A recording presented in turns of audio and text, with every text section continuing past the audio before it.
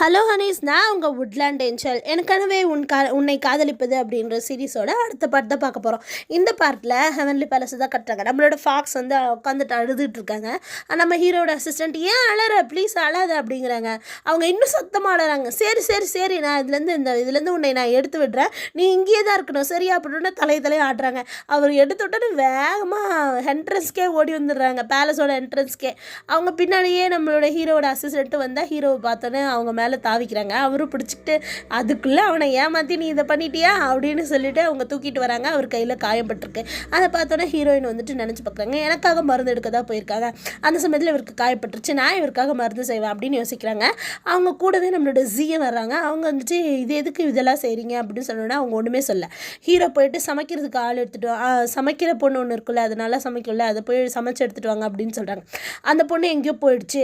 அந்த பொண்ணு வந்து டீமனோட சேர்ந்த பொண்ணுன்னு நினைக்கிறேன். அப்படின்னு இந்த பிள்ளை பாரு நம்ம மேலே பழி போடுது அப்படின்னு சொல்லிட்டு ஹீரோயின் ரொம்ப வருத்தப்படுறாங்க. அவங்களும் அந்த அரைச்சி வந்து அவங்களுக்கு மருந்தாக கொடுக்குறாங்க. அந்த மருந்தை போட்டு கட்டி விட்டுறாங்க. ஹீரோயின் அப்படியே தூங்கிடுறாங்க. அப்புறமா ஹீரோ உட்காந்து புக் படிச்சுட்ருக்காரு. அவங்க கால்கிட்ட தான் படுத்துட்ருக்காங்க. உடனே அழ ஆரம்பிக்கிறாங்க. நீ என்கிட்ட நான் உன்னை தூக்கணுன்னா உடனே அழ ஆரம்பிச்சிட்ற அப்படின்னு சொல்லிட்டு தூக்கிக்கிறாங்க. இவங்களும் அமைதியாக பக்கத்துலேயே படுத்துட்டு இருக்காங்க.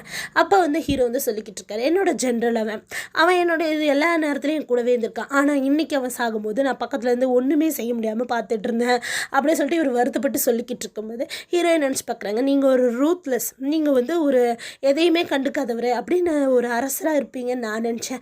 ஆனால் உங்கள் மனசுலேயும் நிறைய விஷயங்கள் இருக்குது, நீங்கள் வருத்தப்படுறீங்க, மற்றவங்க மேலே அக்கறைப்படுறீங்க அப்படின்னு நினச்சிட்டு இருக்கிறதோட இந்த பக்கம் முடிச்சுட்றாங்க. அதே கொஞ்ச நேரம் அடுத்த நாள் சிம்மீனை பார்க்குறதுக்காக வேகமாக வராங்க. இந்த மாதிரி நான் கேட்டதை எடுத்துகிட்டு வந்துட்டிங்களா அப்படின்னு சிம்மீனு கொண்டு வந்து கொடுக்குறாங்க.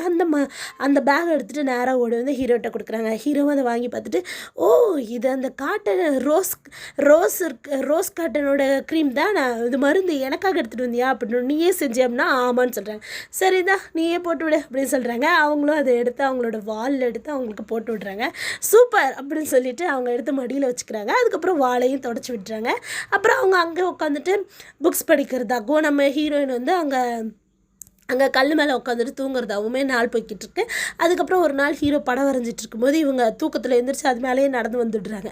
அந்த கால் தடங்கள் அங்கே வந்து விழுந்துருது. உடனே அவர் பார்த்துட்டு ஹியூமன் வேர்ல்டில் இந்த மாதிரியெல்லாம் படம் வரைவாங்களாம் அப்படின்னு சொல்லிட்டு இவங்களோட கால் தடத்தை வச்சு அவர் ஒரு படமே வரைஞ்சிட்றாரு. ஹீரோயின் பார்த்து சந்தோஷப்படுறாங்க. அது எந்த ப்ரஷ்ன்னு பார்த்தீங்கன்னா ஹீரோயினோட ப்ரஷ் தான். அதை பார்த்துட்டு உங்களுக்கே தெரியாமல் நம்மளோட மெமரிஸை நீங்கள் க்ரியேட் பண்ணிகிட்ருக்கீங்க அப்படின்னு சொல்லிட்டு அவங்க ரொம்ப சந்தோஷப்பட்டுருக்காங்க. அப்போ வந்து அங்கே ஒரு இடம், ஒரு உட்காரதுக்கான ஒரு இடம் பால்கனி மாதிரி இருக்குது. அந்த இடத்துல ஹீரோயினுக்குன்னு சொல்லிட்டு ஒரு சேர் போட்டிருக்காங்க அந்த ஃபாக்ஸ்க்காக. அந்த சேரில் உட்காந்து அவங்க தூங்கிட்டு இருக்கும்போது ஹீரோவும் ஹீரோட அசிஸ்டண்ட்டும் அங்கே வந்து அந்த ஃபாக்ஸை பார்த்து பேசிட்டு சந்தோஷப்பட்டு இருக்க சமயத்தில் ஜி அங்கே வந்துட்டு அந்த ஃபாக்ஸுக்கு கொடுக்குற மதிப்பு கூட எனக்கு இல்லை, நான் இத்தனை நாள் செஞ்சு என்ன பிரயோஜனம் அப்படின்னு சொல்லிட்டு ஃபாக்ஸ் மேலே ஜெலஸ் ஆகுறாங்க. அந்த சமயத்தில் இவர் புக் படிச்சுட்டு இருக்காரு. இவங்க வந்து பேச முடியலன்னா ஹீரோவுக்கு கம்பெனி கொடுப்பேன் அப்படின்னு சொல்கிறாங்க. ஹீரோவும் நல்லா அவங்கள தடவி கொடுத்துட்டு அவங்கள பெட் பண்ணிகிட்டு இருக்காங்க. அந்த சமயத்தில் இவங்க நேராக வந்துட்டு ஏதோ ஒரு விதை கேட்டிருப்பாங்க போல் சிம்மீன் கிட்ட. அதை பற்றி கேட்குறாங்க. அது ஒரு மூலிகை விதை, அதாவது வந்து கவலைப்படாமல் இருக்கிறதுக்காக அந்த மூலிகை விதை கேட்டிருப்பாங்கன்னு ஹீரோ அன்றைக்கி வருத்தப்பட்டார்ல, அதை வந்து எடுத்துகிட்டு வந்து கொடுக்குறாங்க. அவங்களும் எடுத்துகிட்டு வந்து ஒரு இடத்துல புதைச்சி வைக்கிறாங்க. அப்போ வந்துட்டு நம்மளோட ஹீரோ வந்து எப்பவும் போல் ஃபிஷ்ஷு செஞ்சுட்டு வந்து நம்ம ஹீரோயினுக்கு கொடுக்குறாங்க. ஹீரோனுக்கு தெரியாது இல்லை அந்த ஃபிஷ் எப்படி இருக்குன்ட்டு. இவங்க ரொம்ப சந்தோஷப்பட்டு அதை சாப்பிடலான்னு வாய் வைக்கிறாங்க. அது ரொம்ப கொடூரமாக இருக்குது. என்ன இவ்வளோ கொடூரமாக சமைச்சிருக்கீங்க அப்படின்ற மாதிரி நிமிர்ந்து பார்க்குறாங்க. அவர் வந்துட்டு சாப்பிடு அப்படின்னு சொல்லிட்டு ரொம்ப ஆர்வமாக பார்த்தோன்னே இவங்க வேறு வழியே இல்லாமல் ஆண்டி சொல்லியிருக்காங்க, மனைவி சமைக்கிறது நல்லாவே இல்லைனாலும் அவரோட காதல் கணவன் வந்து நல்லா இருக்குன்னு சொல்லிட்டு சாப்பிடுவாங்களாம், அதுதான் உண்மையான காதலாம், நானும் அப்படி தான் செய்யணும் அப்படின்னு சொல்லிட்டு அவங்களும் அதை சாப்பிட்டுடுறாங்க. சாப்பிட்ட உடனே அவர் சொல்கிறாரு, உடனே இந்த ஃபாக்ஸ் வந்துட்டு என்ன பண்ணுதுன்னா அதை தொட்டு காமிக்குது, ஐயோ சாமி இதை எடுத்துகிட்டு போயிரு அப்படின்ற மாதிரி. ஆனால் ஹீரோ நினச்சிக்கிறாரு இன்னும் கேட்குறாங்கன்னு சொல்லிட்டு. அப்போ வந்து அவர் என்ன சொல்கிறாருன்னா, இன்னும் நிறைய வேணுமா, ஆனால் நான் எனக்கு கொஞ்சம் தான் செஞ்சுருக்கேன், நாளைக்கு உனக்கு நிறைய செஞ்சு தரணும்னா ஹீரோயின் அப்படியே ஷாக்காகி அப்படியே பார்க்குறாங்க. அப்போ வந்துட்டு ஹீரோ நினச்சிக்கிறாரு, நான் சாப்பிட்டு பார்த்தேன் செம்ம கொடூரமாக இருந்துச்சு, ஆனால் நீ நல்லா சாப்பிட்ற, இன்னும் வேணும் கூட கேட்குறேன், நான் இப்போ தான் எனக்கு தெரிஞ்சிருக்கு நம்மளுக்கும் ஹியூமனுக்கும் ஃபாக்ஸ்க்கும் வேறு விதமான டேஸ்ட், எனக்கு இது நல்லா இல்லை ஆனால் உனக்கு ரொம்ப நல்லா இருந்திருக்கு, நீ நல்லா சாப்பிட்றப்பா அப்படின்னு சொல்லிட்டு அவர் அங்கேருந்து கிளம்புறாரு. அதை பார்த்தோன்னே ஹீரோயின் மயங்கி விழுந்துடுறாங்க. அடுத்த நாள் 5 பிளேட் நிறைய ஃபுல்லாக அந்த ஃபிஷ்ஷே கொண்டு வந்து கொடுக்குறாரு. இவங்களும் வேறு வழி இல்லாமல் சுற்றி சுற்றி சாப்பிட்டுடுறாங்க. அதை பார்த்து ஹீரோ ரொம்ப சந்தோஷப்படுறாரு. அந்த சமயத்தில் அவங்க வந்து சாப்பிட்டு மயங்கியே விழுந்துடுறாங்க. கொஞ்ச நேரம் கழிச்சு அவங்க அந்த பக்கமாக நடந்து வந்துட்டுருக்காங்க. என் முடியெல்லாம் கொட்டிடும் நான் இப்படியே சாப்பிட்டுட்டு இருந்தேன்னா. அதனால் நான் என்ன பண்ணுறேன்னா, இப்போவே நான் போய் செய்கை மூலமாவது நம்ம ஹீரோக்கு இதை காமிச்சிடணும், எனக்கு வந்து அது பிடிக்கலன்னு சொல்லிட்டு அப்படின்னு சொல்லிட்டு நினச்சிட்டே வரும்போது தேர்ட் பிரின்ஸோட செஸ் விளையாட்டுருக்க நம்ம ஹீரோ அவர்கிட்ட வந்து சொல்கிறாங்க, உனக்கு ஏன் இந்த ஃபாக்ஸ் ரொம்ப பிடிச்சிருக்குன்னு சொல்லிட்டு. அப்போ ஹீரோ சொல்கிறாரு, நான் கொடுக்குற ஃபிஷ்ஷை சாப்பிட்ருச்சுப்பா அப்படி.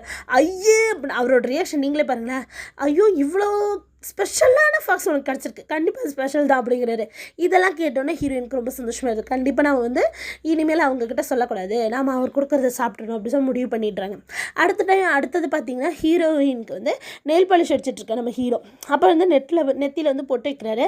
பார்த்திங்கன்னா இவங்களுடைய நெத்தியில் இருக்க ஒரு பர்த் மார்க் இருக்குல்ல, அதே மாதிரி வச்சுருக்காரு. இவங்க பார்த்து ஷாக் ஆகிட்டு திரும்பி பார்க்க ஹீரோ எனக்கு எல்லாம் தெரியுன்ற மாதிரி ஒரு லுக்கு விட பார்த்திங்கன்னா அது கனவு.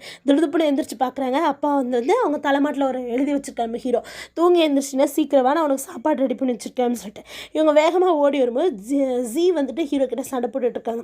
நீங்கள் அதை வந்து ஏன் இவ்வளோ தூரம் ஸ்பெஷலாக பார்க்குறீங்க, அது ஒரு பெட்டு தானே அப்படின்னு சொல்கிறாரு.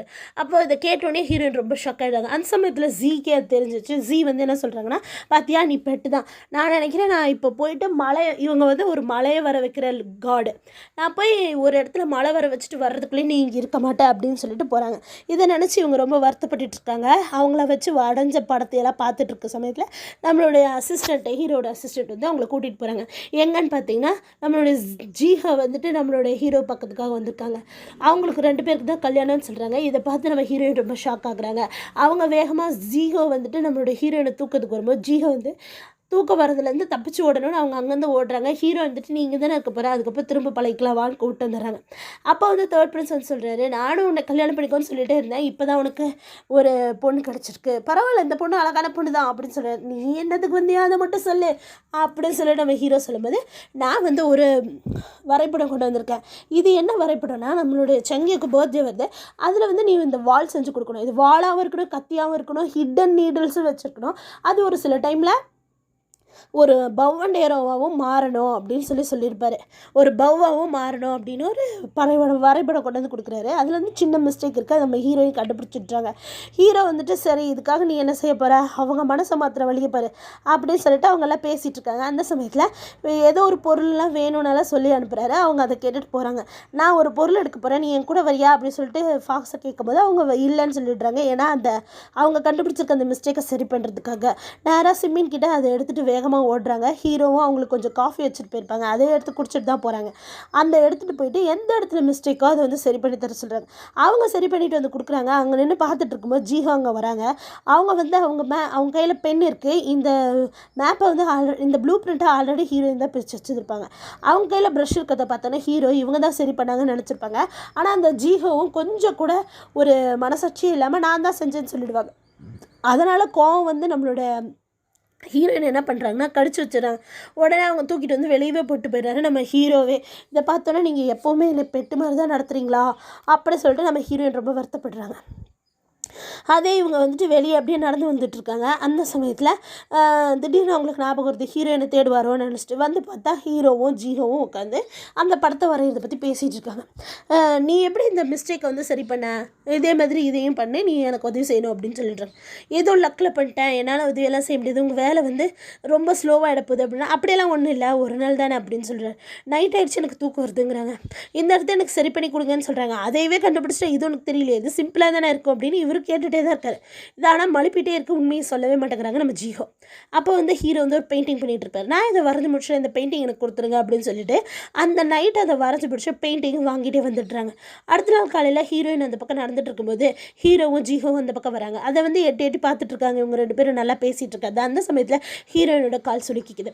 அந்த சமயத்தில் ஜீஹோவும் வந்து தூக்குறாங்க. தூக்கிட்டு இந்த டைமில் அவங்க ஓட முடியல அப்படின்றதுனால அவங்க அப்படியே அமைதியாகவே இருக்காங்க. ஆனால் ஜீஹோ வந்து என்னமோ தப்பாக புரிஞ்சுக்கிறாங்க, அவங்க மேலே அன்பாக இருக்கனால தான் இருக்காங்கன்னு சொல்லிட்டு. நீ வந்து இந்த இடத்தோட பெட்டு தானே அப்படின்னு சொன்னோடனே நம்ம ஹீரோனுக்கு கோவம் வந்துடுது. உனக்காக நான் சாப்பிட்றதுக்கு ஒரு டிஷ்ஷு கூட ரெடி பண்ணி வச்சுருக்கேன் அப்படின்னு சொல்லிட்டு அந்த பவுல் எடுத்து காட்டுறாங்க. அந்த பவுல் வந்துட்டு உன்னுடைய சிக்னேச்சரை வைக்கலான்னு அவங்களோட கால் பாதத்தை கொண்டு போய் அங்கே வைக்க போகிறாங்க. ஹீரோனுக்கு கோவமே வந்தது. நான் ஒன்றும் உன்னோட பெட்டு இல்லை அப்படின்னு சொல்லிட்டு அங்கேருந்து கையை எடுக்கும்போது இந்த ஜீஹோவை கீரியே விட்டுறாங்க. அவங்க கடத்தில் நல்லா காயப்பட்டுருது. அந்த சமயத்தில் நம்ம ஹீரோ வந்து அவரோட அசிஸ்டண்ட்டை கூப்பிட்டு இதை அடைச்சி வை, இது ரொம்ப குறும்பு பண்ணுது அப்படின்னு சொல்லிட்டு கொடுத்துட்றாரு. காயப்பட்டிருக்கிறதுனால ஜிஹோவை கூட்டிகிட்டு போய்ட்றாரு. நம்மளோட அசிஸ்டண்ட் வந்துட்டு அவங்கள கொண்டு வந்து நீ எங்கே அடைச்சிக்கிறதுனா என்கிட்ட சொல்லலை, அதனால் நீ என் ரூம்லேயே இரு அப்படின்னு கொண்டு வந்து விட்டுருக்காரு. சாப்பிட்றதுக்கெல்லாம் எவ்வளவோ டிஷ் கொண்டு வந்து கொடுத்தாலும் அவங்க சாப்பிடவே இல்லை 2 நாளாக. அதனால் சரி நீ ஏன் இவ்வளோ வருத்தமாக இருக்க, வெளியே போகணுன்னு ஆசைப்பட்றியா அப்படின்னு சொல்லி கேட்குறாங்க. அவங்களும் ஆமான்னு சொல்கிறாங்க. சரி அவர் கண்ணு முன்னாடி மட்டும் பட்டுறதான் சொல்லி தான் அனுப்புகிறாங்க. இவங்களும் சரின்னு சொல்லிட்டு போய்கிட்டு இருக்காங்க. அந்த சமயத்தில் ஹீரோக்கிட்ட ஒரு பெரிய லைன் இருக்குது, அந்த ரக்கையெல்லாம் வச்சுருக்க ஒரு ஒயிட் பெரிய லைன் இருக்குது. அந்த லைன் கூட அவர் விளையாண்டுட்டு இருக்காரு. அதுக்குரிய ஃபுட்டெல்லாம் கொடுத்துட்ருக்க சமயத்தில் அது வந்து ஜீஹோவோட லயனாமா. அது கூட தான் அவர் என்ஜாய் பண்ணிகிட்ருக்காரு, டைம் ஸ்பெண்ட் பண்ணிட்டுருக்காரு. அதை பார்த்தோன்னே உங்களுக்கு ரொம்ப வருத்தமாக இருக்குது. ஆமாம் நான் ஒன்றும் அவ்வளோ பெருசு கிடையாது, என்னால் பேச முடியாது, அவருக்காக நான் உதவி செய்யவும் முடியாது அப்படின்னு சொல்லி வருத்தப்பட்டு இருக்கும்போது அந்த லைன் வந்து இவங்களை தடுத்து நிறுத்த அவங்கள வம்புக்கு இழுக்குது, சண்டை போடுது. அப்போ வந்து அவங்க கழுத்தில் இருக்கிறதையும் அவங்க கழுத்தில் போட்டிருக்காங்களோ ஒரு லாக்கெட் அதையும் பிடுங்கிடுது. அந்த சமயத்தில் அவங்க ரொம்ப டயர்டாகிறாங்க, செம்மையாக அடிச்சிருது, நகத்துல எல்லாம் காயப்பட்டுருது. அதனால் தூக்கி தண்ணிக்குள்ளேயே விசிறிடுது. அப்போ வந்து சிம்மின் வந்து ஃபிஷ்ஷிங் பண்ணிகிட்டு இருக்க சமயத்தில் நம்ம ஹீரோயினே வராங்க. அதை பார்த்தோன்னே ஒரு பதறி அடிச்சுட்டு வந்து மருந்தெல்லாம் கொடுத்து அவங்கள காப்பாற்றுறாங்க. காப்பாற்றினோடனே இவங்க வந்துட்டு சரி இன்றைக்கி நான் மீட்டிங் போய்ட்டு போகிறாங்க. அந்த சமயத்தில் அவங்க கல்யாணத்தை பற்றி எல்லோரும் பேசுகிறாங்க. ஏதாவது பிரச்சனை வந்துருமானே, ஏன் பிரச்சனை ஒன்றும் வராது, இன்னும் 2-3 நாள் தான் பொறுமையாக இருங்க அப்படின்னு சொல்லிட்டுறாரு. அந்த சமயத்தில் சிமெண்ட் ரூமுக்கு வரும்போது ஹீரோயின் ரொம்ப ஆவலாக பின்னாடி ஹீரோ வர பக்கம் யாரும் வரல, அவங்க வேறு கல்யாண பிஸியில் இருக்காங்க. நீ தொலைஞ்சதே யாருக்கும் தெரியல அப்படின்னா ஹீரோயின் ரொம்ப வருத்தப்பட்டாங்க. அந்த சமயத்தில் சிமெண்ட் சொல்கிறாரு, நீ வந்து திரும்பி போயிடுறது தான் நல்லது, நீ வேணால் திரும்பி போயிடுறியா அப்படின்னு சொல்லி கேட்கும்போது எனக்கு கல்யாணம் நடக்கும் தெரியும், ஆனால் இவ்வளோ சீக்கிரம்னு தெரியல அப்படின்னு சொல்லிட்டு வருத்தப்பட்டு இருக்காங்க. அப்போ சிமெண்ட் நீ போகிறதுக்கு முன்னாடி ஒரு தடவையாவது ஹீரோ பார்க்கணும்னு ஆசைப்படுவேன், வா நம்ம போகலாம் அப்படின்னு சொல்லிட்டு போகிறாங்க. அப்போ வந்து ஹீரோ வந்து உள்ளே இருக்கும்போது இவங்க இன்விசிபிளாக 2 பேரும் உள்ளே போகிறாங்க. உள்ளே போகும்போது அவர் பார்த்திங்கன்னா அந்த வாழை செஞ்சு முடிச்சிட்டாரு. இப்போ வந்து அந்த வாழை வந்து ப்ராக்டிஸ் பண்ணி பார்க்குறாரு. அந்த பூக்களை எல்லாம் அப்படியே 2ஆகவே வெட்டுது. அதான் பெட்டல்ஸே 2ஆக ஷார்ப்பாக அழகாக வெட்டுது. இதெல்லாம் பார்த்துட்டு இருக்க ஹீரோயின் ரொம்ப ஷாக்காகி பார்த்துட்ருக்காங்க. அவரை பார்த்துட்டே இருக்கும்போதே அவர் வந்துட்டு அங்கேருந்து போகிறாரு. அது ஹீரோயின் வந்து சொல்கிறாங்க, இவங்க 2 பேரும் சூப்பர் கப்பல், அழகான ஒரு பெட்டும் இருக்குது, நாம் தான் தேவையில்லாமல் இங்கே பண்ணிகிட்ருக்கோம், அதனால் நம்ம போகலாம் அப்படி சொல்லிட்டு வருத்தப்பட்டு இருக்கிறதோட இந்த பாட்டு முடியுது. அடுத்தடுத்த பாட்டை பக்கத்துக்கு என் சேனல் சப்ஸ்கிரைப் பண்ணுங்கள். தேங்க்யூ.